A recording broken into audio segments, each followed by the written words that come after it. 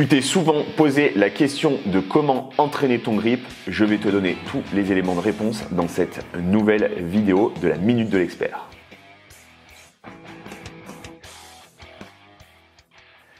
Salut à toutes et à tous les amis, on se retrouve aujourd'hui pour une nouvelle vidéo de la Minute de l'Expert dans laquelle on va parler d'un des éléments incontournables de la gymnastique et de la gymnastique plus particulièrement suspendue, mais c'est également quelque chose que vous allez pouvoir retrouver dans beaucoup d'autres disciplines et également de manière assez constante dans votre quotidien, puisqu'il s'agit du grip. Alors c'est une question qui revient très régulièrement, qu'on me pose de manière très récurrente, que ce soit via les réseaux sociaux, que ce soit sur des séminaires, sur des workshops, sur des coachings. Comment entraîner son grip et comment devenir fort sur son grip? Eh bien, au risque de vous décevoir, il n'y a pas de méthode miracle pour entraîner son grip.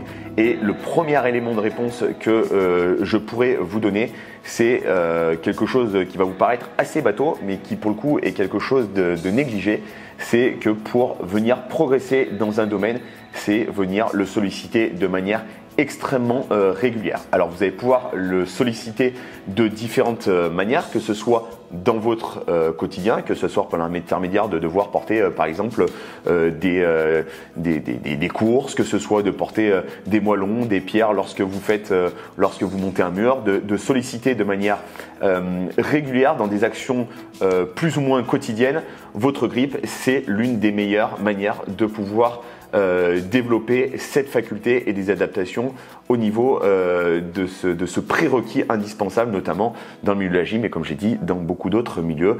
Vous le retrouvez également sur de l'haltéro, sur des sports de préhension tels que le judo, tels que la lutte, le grappling, etc. Bref, tant de milieux d'expression où vous allez pouvoir utiliser votre force de grip. L'élément numéro 2, c'est que très souvent, il faut bien être en mesure d'identifier est-ce que votre faiblesse est une force de grip, vient de votre force de grip sur de la force max? Est-ce que ça vient sur de l'endurance de force?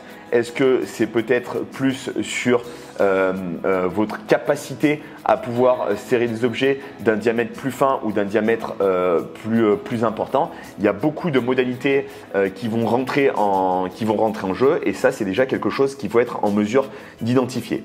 De manière générale, la plupart du temps, les gens sont beaucoup plus limités sur leur endurance de force, c'est-à-dire leur capacité à pouvoir résister et à pouvoir maintenir un objet ou leur propre poids de corps de manière assez prolongée dans le temps. Donc ça, c'est vraiment une problématique liée à de l'endurance de force. Et puis, dans certains cas, on va avoir des personnes qui auront tout simplement pas la force de grip, la force de préhension nécessaire, donc c'est-à-dire cette capacité à venir serrer le plus fort possible avec la main et les différents muscles qui vont venir permettre cette action à pouvoir générer une force max. Alors ça, c'est ce qu'on va pouvoir retrouver de manière assez fréquente, par exemple sur de l'haltéro, qu'on va pouvoir également retrouver sur de la gym dans des positions assez spécifiques, par exemple sur le fameux false grip, on va devoir venir vraiment casser son poignet et engager son poignet au-dessus des anneaux. C'est quelque chose qu'on va retrouver de manière assez récurrente, la force de base pour pouvoir simplement maintenir la position. Donc comme je le disais, deux spectres, un spectre un petit peu plus endurance, un spectre un petit peu plus lié à la force max et ça va s'entraîner encore une fois de manière différente.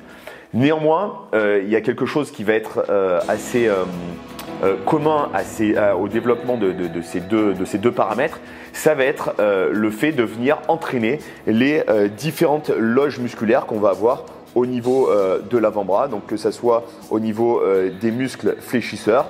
Également, quelque chose de très important, ça va être nos muscles extenseurs au niveau du poignet, c'est-à-dire notre capacité à venir relever notre poignet. Alors là, soyez pas choqués, j'ai une mobilité et une souplesse de poignet qui est assez raide, liée notamment à la pratique de la gym.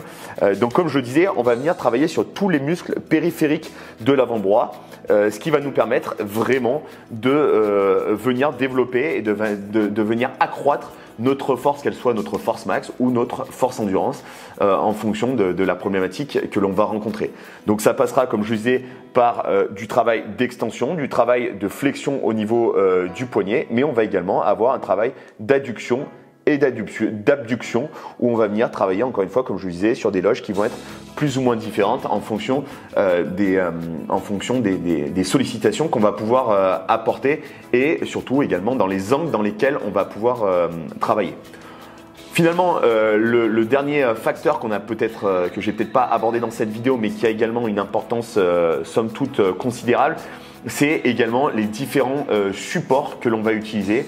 Avec l'utilisation par exemple de kettlebell, l'utilisation de fat bar, l'utilisation de barres fixes par exemple, de cages, alors de barres fixes, moi j'utilise le terme gynique, mais en tout cas de barres qu'on va retrouver sur des cages ou sur des racks qui seront plus ou moins avec des tailles plus ou moins importantes, avec des diamètres d'anneaux qui seront plus ou moins importants. Autre outil qui est également extrêmement intéressant dans le développement de la force de préhension, c'est l'utilisation de la corde. Le grimpé de corde est un super outil dans le développement de la force de préhension, puisque là, cette fois-ci, on n'est plus sur une force qui va s'exercer de manière horizontale, mais on sera sur une force qui va s'exercer de manière verticale. Donc, on va encore amener une sollicitation qui sera différente de ce qu'on a l'habitude d'utiliser. On va pouvoir également utiliser des sandballs. Qui là encore une fois vont nous permettre de venir générer des adaptations notamment au niveau des mains, au niveau du crochetage et au niveau de la saisie qui sera encore différent. On sera dans un registre là une fois de plus qui va venir enrichir finalement les actions peut-être un petit peu plus quotidiennes, mais néanmoins, comme je l'ai dit en début de cette vidéo, la meilleure manière de solliciter votre grip, c'est de le solliciter de manière quotidienne. Voilà, j'espère que ce nouvel épisode, un petit peu plus court que ceux d'habitude, t'aura plu. N'hésite pas, si tu as la moindre question sur le sujet ou sur cette thématique ou que tu souhaites échanger sur les propos que j'ai pu tenir dans cette vidéo, n'hésite pas à me le stipuler en commentaire. N'hésite pas également à partager, à liker, à t'abonner et à activer la petite cloche afin de recevoir les notifications à l'apparition de chaque nouvelle vidéo. Sur ce, je vous dis à très vite. Ciao les amis.